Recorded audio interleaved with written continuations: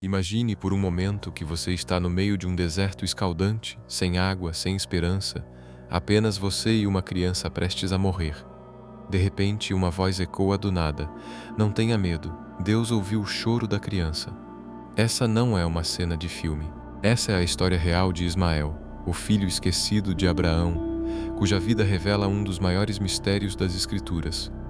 Porque Deus prometeu fazer de Ismael uma grande nação, mas depois permitiu que ele fosse banido para morrer no deserto? E por que essa promessa ainda ecoa através dos milênios, moldando o mundo que conhecemos hoje? A resposta vai muito além do que você imagina. Para entender o mistério de Ismael, precisamos voltar ao momento em que tudo começou. Abraão, então chamado Abrão, tinha 75 anos quando Deus lhe fez uma promessa impossível: "Farei de você uma grande nação", disse o Senhor. Livro de Gênesis, capítulo 12, versículo 2. Mas havia um problema devastador. Sara, sua esposa, era estéril. Anos se passaram. 10 anos, 15 anos. A promessa parecia uma miragem distante no horizonte da fé. Foi então que Sara, desesperada e seguindo os costumes da época, sugeriu algo que mudaria para sempre o curso da história. "Vá até minha serva Agar", disse ela a Abraão. "Talvez por meio dela eu possa ter filhos." Como está escrito em Gênesis capítulo 16, versículo 2. Então Sarai disse a Abrão: "O Senhor me impediu de ter filhos. Una-se à minha serva, talvez eu possa formar família por meio dela." Aquela decisão, aparentemente prática, desencadearia uma cadeia de eventos que ainda ressoa hoje. Agar concebeu, e de sua união com Abraão nasceu Ismael, cujo nome significa Deus ouve. Mas essa bênção rapidamente se transformou em maldição quando Agar começou a desprezar Sara, e Sara, consumida pelo ciúme, a maltratou até que ela fugiu para o deserto. No deserto, algo extraordinário aconteceu.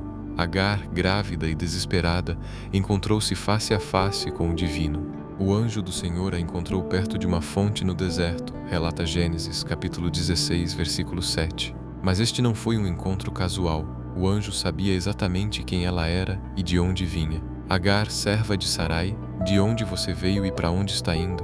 A resposta de Agar revela a profundidade de sua dor. "Estou fugindo da minha senhora Sarai." Mas o que aconteceu a seguir mudou não apenas sua vida, mas o destino de nações inteiras. O anjo não apenas a consolou, ele lhe fez uma promessa que ecoaria através dos séculos: "Multiplicarei tanto os seus descendentes que não poderão ser contados."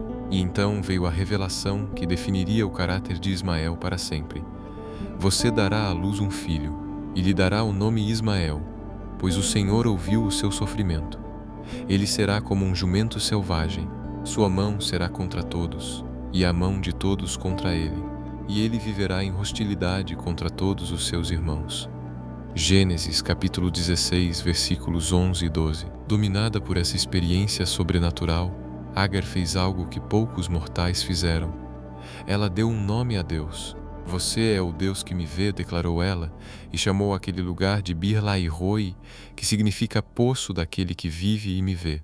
Ali, no meio do nada, uma serva egípcia experimentou uma revelação que reis e profetas buscariam por toda a vida. Aqui está o mistério que poucos compreendem. Ismael não foi um erro ou um desvio no plano divino.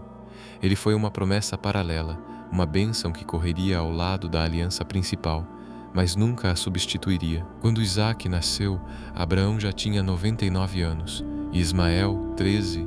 Ambos foram circuncidados no mesmo dia, marcados pelo mesmo sinal da aliança, como registra Gênesis capítulo 17, versículo 26. No mesmo dia foram circuncidados Abraão e seu filho Ismael. Mas aqui está a revelação que mudará sua perspectiva. Deus nunca rejeitou Ismael. Quando Sara exigiu que Agar e Ismael fossem expulsos, Abraão ficou profundamente perturbado. E Deus, ele disse algo surpreendente: "Não se perturbe por causa do menino e da sua serva. Atenda a tudo o que Sara lhe pedir, porque é por meio de Isaque que a sua descendência será considerada. Mas também do filho da serva farei um povo, pois ele é seu descendente." Gênesis capítulo 21, versículos 12 e 13. Essa não foi uma consolação. Foi uma promessa de peso igual. Deus estava estabelecendo duas linhagens, duas nações, dois destinos que se entrelaçariam ao longo da história. Ismael seria o pai de 12 príncipes, exatamente como Jacó seria pai de 12 tribos. A simetria não é coincidência, é revelação. Quando você compreende a magnitude dessa promessa, os números se tornam assombrosos.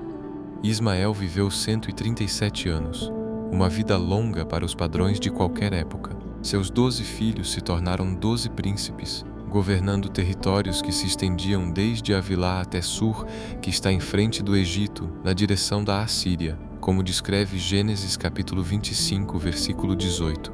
Pense na escala geográfica, uma região que abrangia milhares de quilômetros quadrados, conectando a África à Ásia, controlando rotas comerciais vitais entre civilizações. Os descendentes de Ismael não eram nômades perdidos, eles se tornaram uma força econômica e militar que rivalizava com qualquer nação da época, mas há algo ainda mais profundo.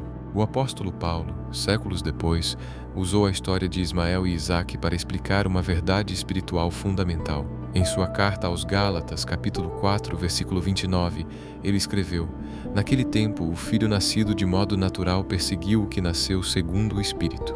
O mesmo acontece agora. Paulo não estava condenando Ismael. Ele estava revelando um padrão espiritual que se repetiria ao longo da história. A tensão entre a promessa natural e a promessa sobrenatural, entre aquilo que podemos conquistar por nossos próprios esforços e aquilo que só Deus pode realizar. Talvez você esteja se perguntando: o que isso tem a ver comigo? A história de Ismael é mais relevante para a sua vida do que você imagina.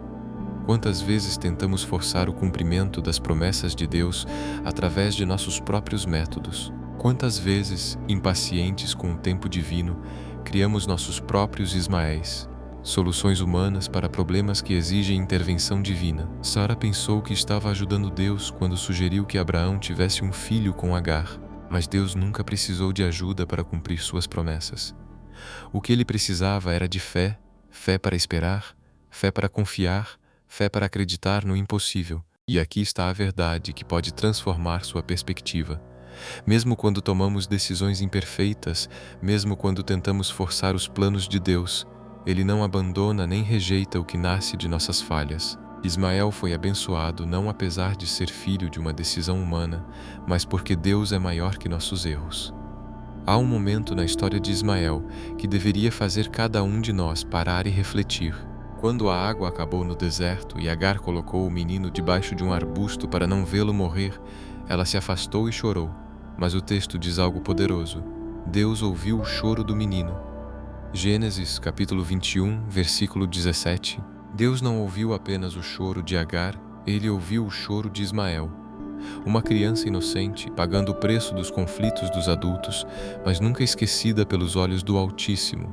Não tenha medo, Agar, disse o anjo. Deus ouviu o choro do menino. Aqui está a urgência que não podemos ignorar. Se Deus ouviu o choro de uma criança no deserto há 4.000 anos, quanto mais Ele ouve o seu clamor hoje? Se Ele fez promessas a Ismael e as cumpriu fielmente, quanto mais cumprirá as promessas que fez a você através de Jesus Cristo. Mas há uma diferença crucial entre você e Ismael. Ismael recebeu bênçãos terrenas, uma grande nação, territórios, riquezas. Você, através de Cristo, tem acesso a bênçãos eternas, vida eterna, perdão completo, comunhão direta com Deus. Como Paulo escreveu em Efésios, capítulo 1, versículo 3, Bendito seja o Deus e Pai de nosso Senhor Jesus Cristo, que nos abençoou com toda a bênção espiritual nas regiões celestiais em Cristo. A pergunta que ecoa através dos séculos é esta: se Deus foi fiel a Ismael, que não fazia parte da aliança principal, quanto mais será fiel àqueles que são chamados filhos por meio de Jesus Cristo. Se você sente que este não foi apenas um vídeo, mas uma revelação ao seu espírito, saiba que Deus está falando com você hoje. Assim como Ele ouviu o choro de Ismael no deserto, Ele ouve o clamor do seu coração neste momento. Hoje, se você deseja se reconciliar com nosso Salvador Jesus Cristo, por ter se afastado dos caminhos, ou quer iniciar uma nova jornada rumo à salvação eterna, não deixe este momento passar. As promessas de Deus para você são maiores que as promessas feitas a Ismael, porque são promessas eternas. Comente aqui embaixo: eu te aceito, Senhor Jesus, como meu único e suficiente Senhor e Salvador da minha vida. E se você já é dele, escreva nos comentários Amém, para que essa mensagem alcance outras vidas que, como Ismael no deserto, precisam ouvir que Deus as vê, Deus as ouve e Deus tem um plano para elas. Compartilhe com alguém que precisa ouvir essa verdade. Até a próxima.